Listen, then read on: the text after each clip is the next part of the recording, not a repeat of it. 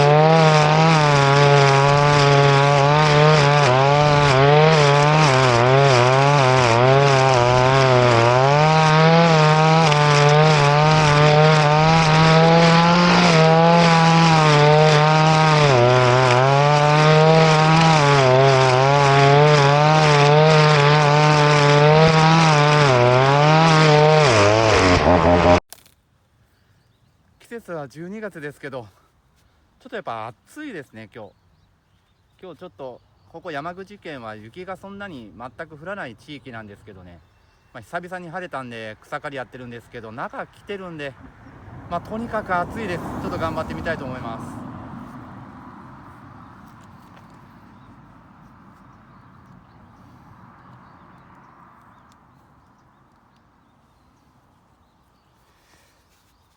で、今買ったところが、メイドインチャイナのシュレッダーブレード。こちらを、前回買ったですね、コメリで買った合力、耐久王ってやつですね、あれを使ってみたいと思います。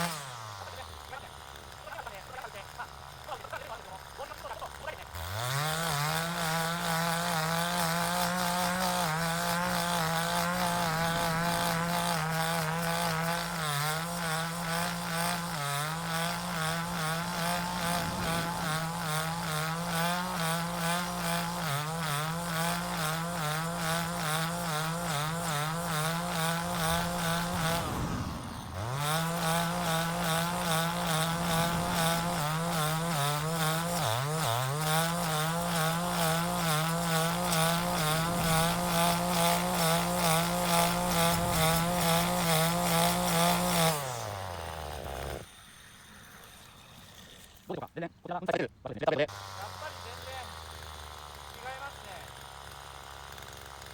一昨日雨が降ったんで、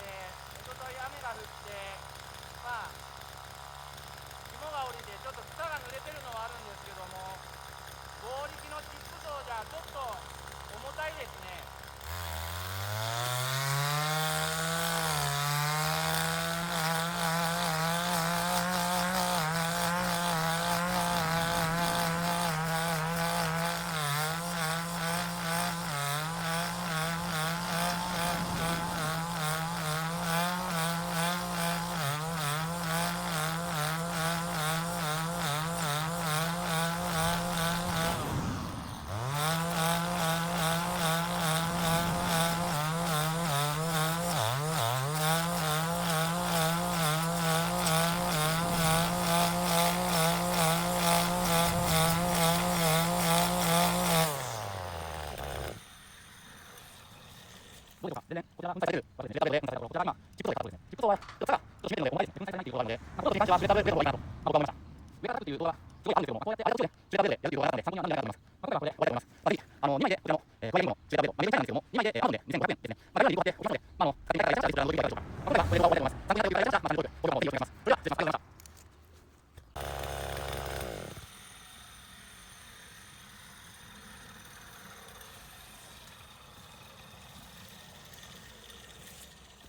どうでしょうか。